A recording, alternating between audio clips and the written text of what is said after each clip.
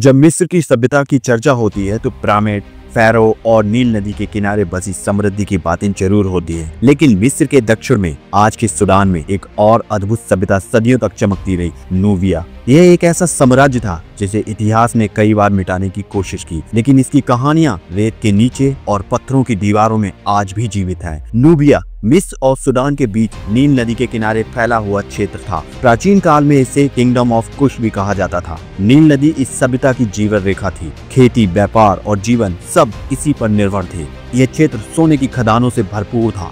मिस्र के फैरो के मंदिरों और आभूषणों में इस्तेमाल हुआ ज्यादातर सोना नूबिया से आता था।